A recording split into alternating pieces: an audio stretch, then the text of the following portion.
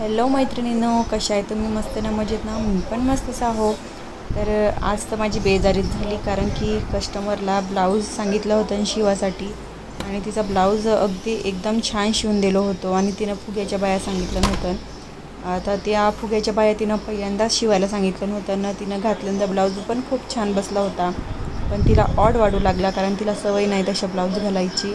तर ताई म्हणे परत मला साध्या बाह्या करून द्या आणि मला सकाळी ब्लाऊज पाहिजे 8 वाजता जेजुरीला जायचं आहे, तर प्लीज मला सकाळपर्यंत बाह्या द्या. आणि ती आलीच ब्लाऊज न्यायला 9:30 9:30च्या दरम्यान आली आणि म्हणते की मला ब्लाऊज म्हणजे ब्लाऊज छान झाला आहे, बाह्याही छान दिसू लागले आहेत, पण मला सूट होत नाही आहे, तर प्लीज मला परत बाह्या काढून नॉर्मल बाह्या शिवून द्या.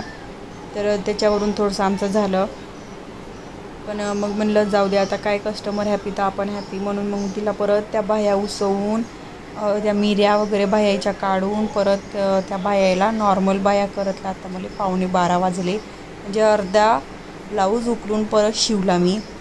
नुसत्या बाह्याच काढायच्या नव्हत्या, तर बाह्या काढून ते खालीपर्यंत सगळं नाही का तिचं बाह्या काढून ते कट करून नॉर्मल बाह्यामध्ये कट करून जे शिवत बसायला मला आत्ता 11:15 वाजले.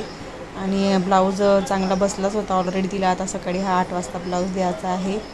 आणि आता सगळे झोपी गेले आहेत आमच्या घरातले, दादू श्रावणी वगैरे सगळे झोपले आणि मी आता हे सगळं उरकून झालं की मी पण झोपणार आहे. तर माझ्या ब्लाऊजाचा तर तुम्ही पसारा पाहू शकता.